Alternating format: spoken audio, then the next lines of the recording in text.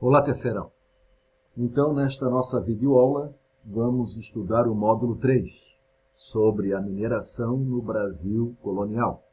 Então, a mineração, ela foi a terceira atividade econômica, podemos dizer assim, de ciclos, Então, pau-brasil, cana-de-açúcar, mineração, a sequência, Então, o que causou a mineração? A mineração vem após a crise do açúcar. Durante a crise do açúcar, tivemos o auge do ciclo das bandeiras. Então, neste mapa, nós podemos observar os tipos de bandeiras, Então, podemos destacar a bandeira de prospecção que acabou encontrando ouro em Minas Gerais, do Fernão Dias Paz Leme. Bem, o Bartolomeu Bueno da Silva, apelidado de Anhanguera, encontrou diamantes, mas principalmente esmeraldas, em Goiás e no atual território de Tocantins.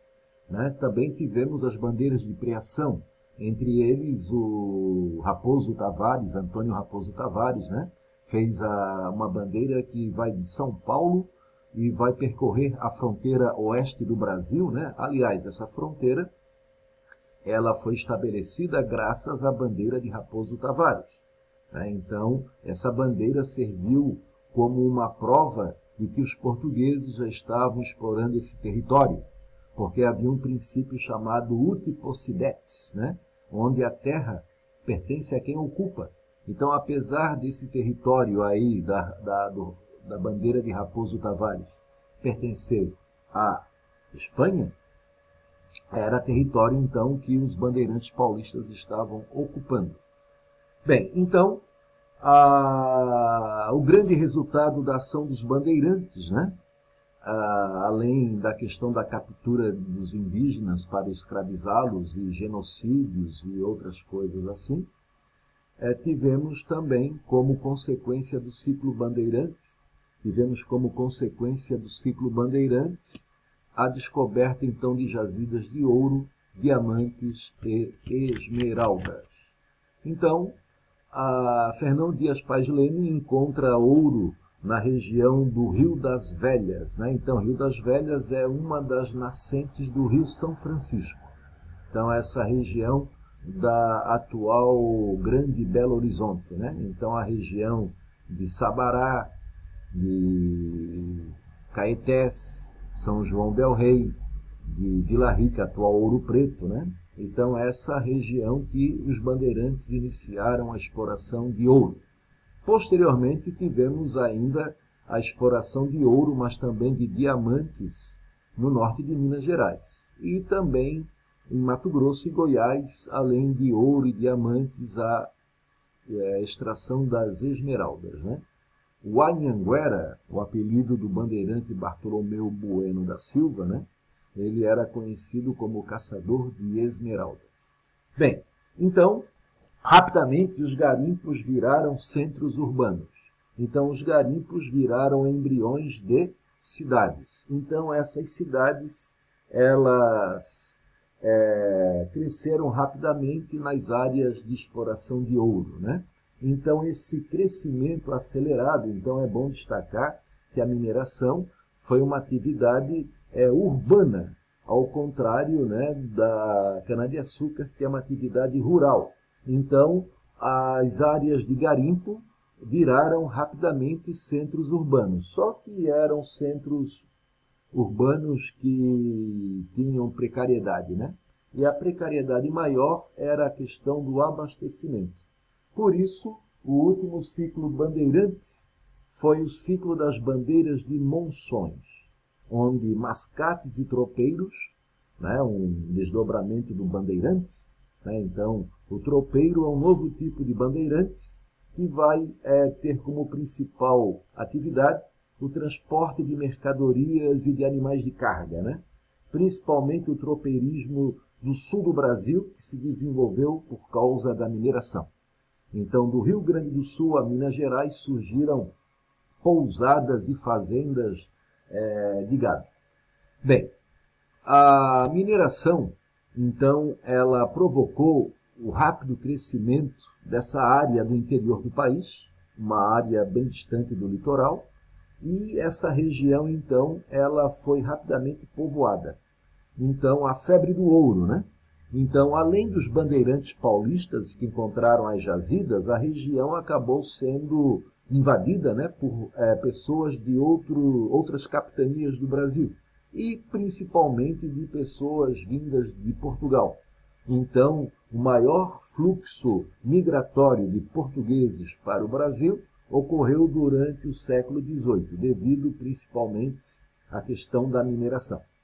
Como as pessoas que iam para a zona da mineração estavam interessadas em encontrar ouro, havia então a negligência na produção de alimentos. Então a região aurífera ela sofreu em vários momentos crises de desabastecimento, provocando então muita fome. Por isso que com o tempo, no entorno das áreas de mineração, tivemos o desenvolvimento de granjas, de pequenas propriedades rurais que produziam os hortifrutigranjeiros, necessários então para abastecer as cidades da zona mineira, as cidades auríferas, né? As cidades que tinham como vocação econômica a mineração. Bem, a chegada desses forasteiros para a área que os bandeirantes começaram a explorar vai provocar conflitos, né? E o mais importante deles, que ocorreu em 1708 e 1709, foi denominado Guerra dos Emboabas. Então, Guerra dos Emboabas foi uma guerra dos bandeirantes contra os emboabas, né? Bem, então, como falamos anteriormente, a região ela vai ser abastecida, né, com produção local e também com produtos de fora, né? Então, a produção local, com o cultivo de roças de subsistência, pequena propriedade rural familiar, né, vai dar origem, então, a uma culinária típica da região, né, a comida tropeira e também os derivados, né, de laticínios que caracterizam a culinária de Minas Gerais. Bem, então, ao mesmo tempo, a região vai ser abastecida por animais criados principalmente no sul do país, né? Principalmente os muares, que eram animais de carga necessários e bem adaptados às condições do Brasil, ao relevo acidentado, ao solo pedregoso, né? Dos caminhos difíceis do interior do Brasil. Era necessário transportar o ouro de Minas Gerais, Goiás e Mato Grosso até o porto do Rio de Janeiro, de onde ele era embarcado para Portugal.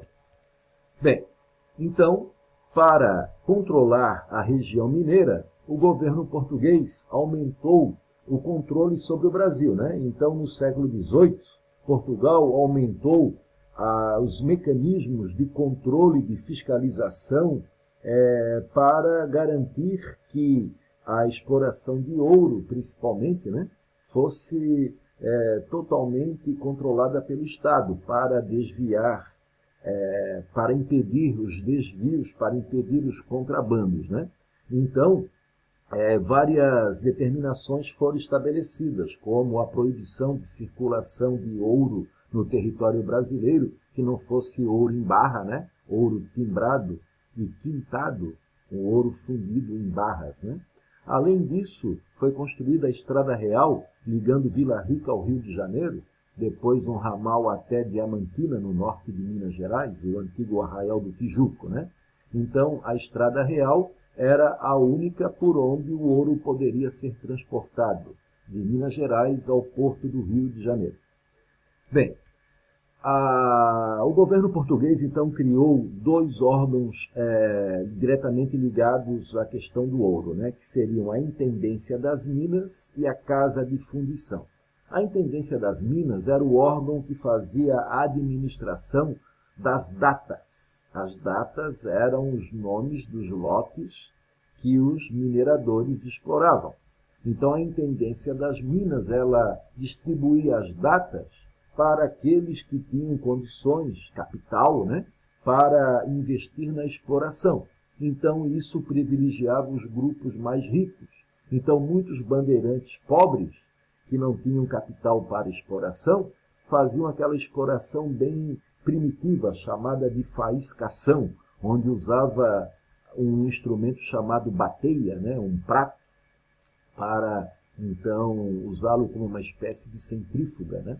Além da faiscação, havia uma outra modalidade de extração que era mais sofisticada, né, tecnicamente mais sofisticada, e usava um grande número de trabalhadores, principalmente escravos de mina, né? Lá na África, a mineração ela já era consolidada.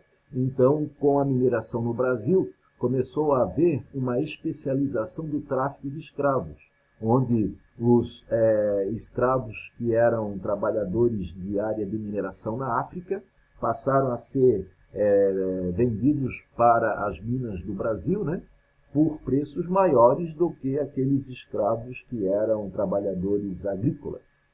Bem, então as datas eram áreas de lotes de extração da mineração, né? Então, a Intendência das Minas era o órgão que tinha autoridade total sobre a área, né? Além da questão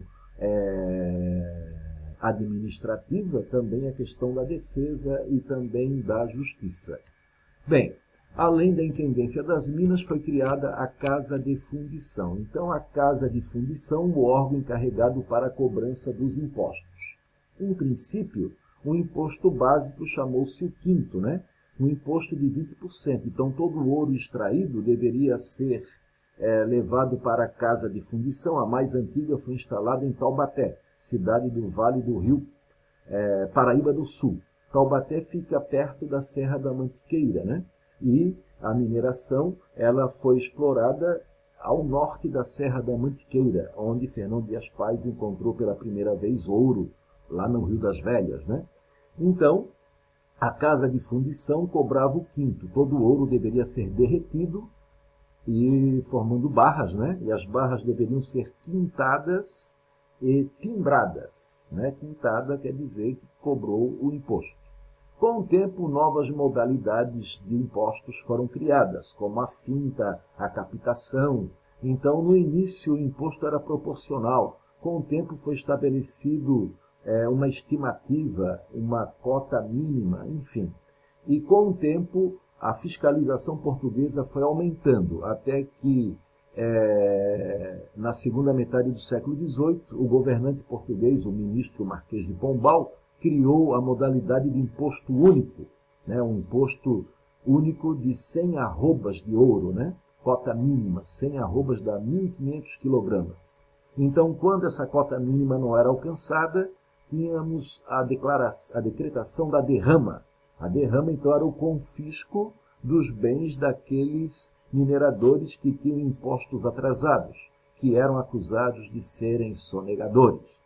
Bem, então a Casa de Fundição era um órgão que atraía o ódio, né, da classe dos mineradores.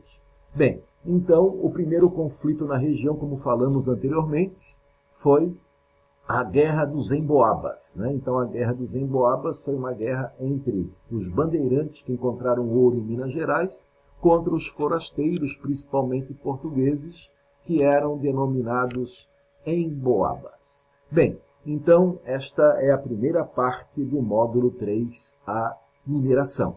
Então, no nosso próximo encontro, falaremos então de outros aspectos da mineração, principalmente as suas consequências. Então, a apostila, módulo 3, já temos alguns exercícios para serem feitos sobre o assunto que foi explicado nessa videoaula.